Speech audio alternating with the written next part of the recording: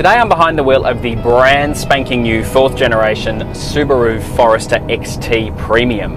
It's just over 50 grand. Now of course you can get a Forester for about 35 grand, but this is the top of the range 177 kilowatt turbo. Now normally I like to start these things off by having a quiet chat with you while we're standing in a forest somewhere, but there's a lot to say about this car, so I thought I'd get cracking. The first of course is that one has to go through the usual Subaru checklist. Number 1. Boxer engine. In this one, it's a 2-litre turbocharged flat 4, developing 177 kilowatts and 350 newton metres of torque.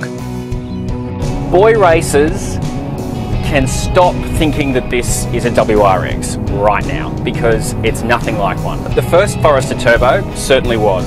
It was a jacked up Impreza Turbo, but this one, not so much. Number 2. All-wheel drive. Every Subaru, except for the BRZ, is all-wheel drive. Subaru's all-wheel drive, however, is old school and always in play. Subaru have been doing it a very long time and it's very, very good at it. Number 3. Dodgy interior.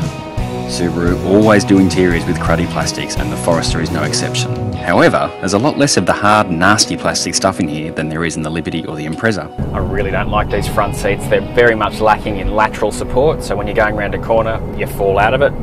Number 4. Practicality.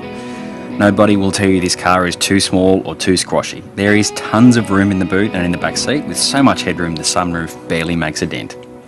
The Forester is Subaru's best-selling car in this country, and there's a good reason for that. People love them. The question is, will people love this one? There are plenty of gadgets. The Harman Kardon stereo is not bad and the sat-nav is easy to use and has reasonable maps and detail, although it's fiddly to punch in a destination.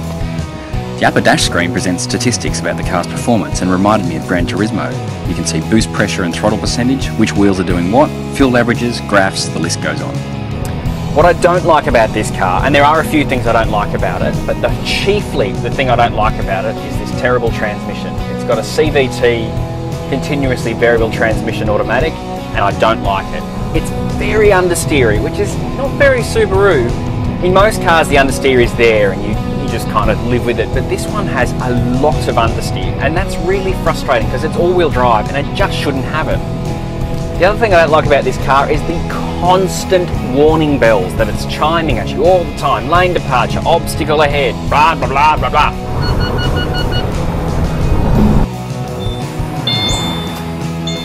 There are a lot of good things to say about this car. It's huge, just like the CR-V I lavished praise upon a few weeks ago. It's very, very big. The Premium also picks up xenon lights, electric tailgate and the SI drive settings for the engine and transmission. While it certainly doesn't put the sport in the sport utility vehicle, this is a car Forester drivers will love. The XT stands out in the pack with the torquey turbo, huge cabin and loads of gear. It's also a sure thing off-road with proper 4-wheel drive capability. While some of it is half-baked, the transmission, the seats and the eyesight system, for most people this is the sort of multi-purpose car they're looking for, but with the power to pull it off.